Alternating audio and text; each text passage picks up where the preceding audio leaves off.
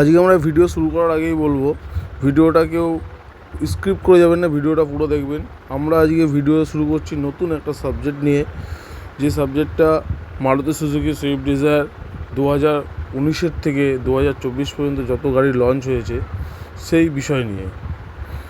সেই বিষয়ে আমাকে বহু কাস্টমার বহু সময় ফোন করে খালি বলছে যে এই যে গ্রিন যে সিগন্যাল ব্লু যে সিগন্যালটা রয়েছে সেই সিগন্যালটা কী কারণে জ্বলে থাকে গাড়ি স্টার্টের সময়। এটার কারণ হচ্ছে যে এই যে চাবির মতন দেখতে যে সিগন্যালটা, এটা হচ্ছে গাড়ির হিট মিটার সিগন্যাল। গাড়ি যখন হিট হবে এই সিগন্যালটা হয়ে যাবে রেড, আর গাড়ি যখন ঠান্ডা থাকবে ফার্স্ট সকালে যখন স্টার্ট হবে এই সিগন্যালটা থাকবে ব্লু। গাড়ি স্টার্ট হয়ে যাওয়ার সঙ্গে সঙ্গে এই লাইটটা নেবে না, প্রায় মিনিট 5 লাগে এই লাইটটা নিভতে। 5 মিনিট পর গাড়িটা যখন প্রায় কিছুটা টেম্পারেচার চলে আসবে, প্রায় ধরুন 20 ডিগ্রি কিংবা 30 ডিগ্রি টেম্পারেচার চলে আসার পরে গাড়িটা অটোমেটিকলি গাড়িটার এই সিগন্যালটা অফ হয়ে যাবে।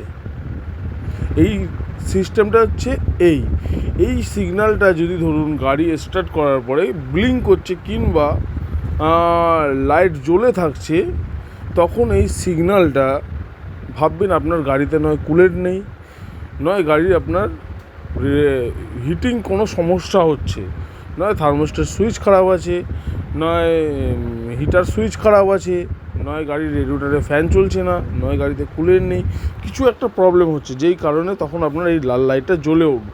এই লাইটটা লাল হয়ে যাবে। তো এই সিগন্যালটা তখন লাল হয়ে যাবে। আপনাদের এইগুলোকে ফলো করতে হবে। তো আমরা গাড়ি স্টার্ট করে দেখুন, আমরা গাড়ি অ্যাক্সেলারেটর করে দেখুন, গাড়ির যেই টেম্পারেচার একটা মুভমেন্ট চলে আসবে লাইটটা অটোমেটিক্যালি নিভে যাবে। এর সিস্টেম হচ্ছে এই, শুধুমাত্র পেট্রোলের জন্য নয়, সিএনজিতেও তাই সেম সিস্টেম করা আছে।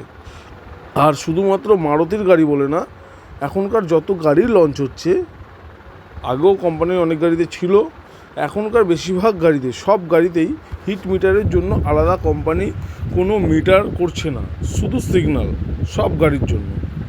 যখনই গাড়ি ওভার হিট হয়ে যাবে তখন এই সিগন্যালটা রেড হয়ে যাবে, নাহলে ব্লিঙ্ক করবে।